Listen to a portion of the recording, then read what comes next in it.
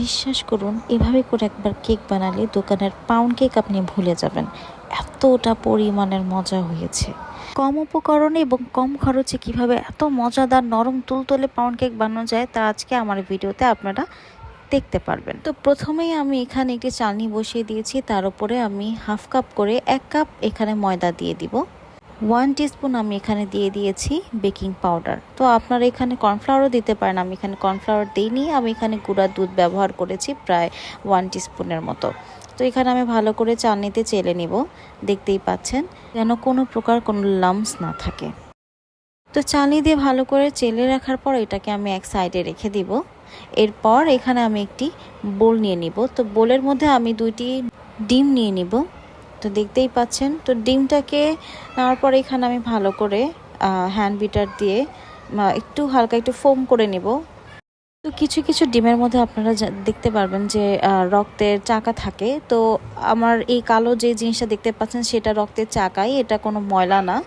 তো এটাকে আমি ভালো করে ফেটিয়ে নেওয়ার পরে এরপর এখানে আমি কিন্তু পরবর্তী সেই রক্তের চাকাটা তুলে নিয়েছি, কিন্তু সেটা আমি দেখাইনি ক্যামেরাতে। প্রায় 1.25 কাপের মতো চিনি দিয়ে দিয়েছি। তো এখানে আমি কিন্তু পুরো চিনি একসাথে দিব না, কিছু কিছু করে দিব এবং ভালো করে বিট করে নিব যেন চিনিটা ভালো করে গলে যায়। আপনারাও কিন্তু একবারে চিনি দিতে যাবেন না, অল্প অল্প করে দিবেন, 2বারে কিংবা 3বারে দিবেন। বিট করার পর এরকম একটা ফোমি ফোমি ভাব চলে আসলে এরপর আমি হাফ কাপ করে 2 কাপ সয়াবিন তেল দিয়ে দিব। এরপর এটাকে আমি আবার ভালো করে বিট করে নিব। একটা কথা আমার প্রথমেই বলা দরকার ছিল যে বিট করার সময় অবশ্যই কিন্তু মিডিয়াম স্পিডে বিট করবেন, একদম হাই স্পিডে কিংবা লো স্পিডে বিট করবেন না। এবং ভালো করে বিট করার পরে এটাতে আমি সেই চেলে রাখা ময়দাগুলো দিয়ে দিব, কিন্তু অবশ্যই একবারে দিব না, আমি 2বারে দিব। তো প্রথমে দেখুন আমি অর্ধেক দিয়ে ভালো করে সেটাকে মিক্স করে নিচ্ছি। তো পাউন্ড কেকের ক্ষেত্রে কি হয়, মানে আমাদেরকে খুব সতর্কতা অবলম্বন করতে হয় না যে ফোম দেবে যাবে বা এমন কিছুই।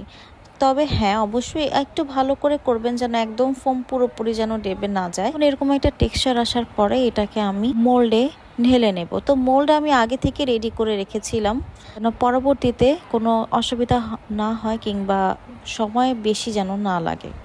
সম্পূর্ণটা ঢালার পরে এরপর আমি মোলটাকে একটু ঝাঁকুনি দিয়ে দিব যেন কোনো বাবলস না থাকে। হাঁড়িতে আমি কাগজ দিয়ে তার উপর স্ট্যান্ড দিয়ে এরপর আমি মোলটাকে বসিয়ে নেব এবং তারপর আমি একটা ঢাকনা দিয়ে দিই। প্রায় 40 মিনিট পর আমি ঢাকনাটা উঠে নিয়েছি, দেখুন কত পারফেক্ট হয়েছে এবং কালারটাও কত সুন্দর এসেছে। এবং এটাকে আমি গরম গরম থাকতেই ডিমোল্ড করে নেব। এরপর এটাকে আমি একটি সার্ভিং ডিশে সার্ভ করে নেব। তো দেখুন আমি কিভাবে একটি সার্ভিং ডিশে ঢেলে নিয়েছি। তো দেখুন আমি কিন্তু হাত দিতে পারছি না, এতটাই গরম। এবং গরম গরম থাকতেই এখানে আমি চিনি সিরাপ দিয়ে দিব, এতে করে পাউন্ড কেকটা ময়েস্ট থাকবে এবং খুব সহজে ড্রাই হবে না। তো দেখুন আমি এখানে ঠান্ডা হওয়ার পর এটাকে কেটে নিচ্ছি এবং কাটার সময় দেখতে পাচ্ছেন যে কি পরিমাণ সফট হয়েছে। এখানে আমি একটা স্লাইস কেটে আপনাদেরকে দেখিয়ে দিচ্ছি। দেখুন কি পরিমাণ নরম তুলতুলে হয়েছে, দেখতে পাচ্ছেন, মুখে দিলেই একদম মিশে যাবে। এবং আপনাদেরকে আমি ভেঙে দেখিয়ে দিচ্ছি কি পরিমাণ নরম তুলতুলে হয়েছে। সরি, বারবার নরম তুলতুলেটা আমি ব্যবহার করছি, বাট আসলেই কেকটা খুবই মজাদার হয়েছে।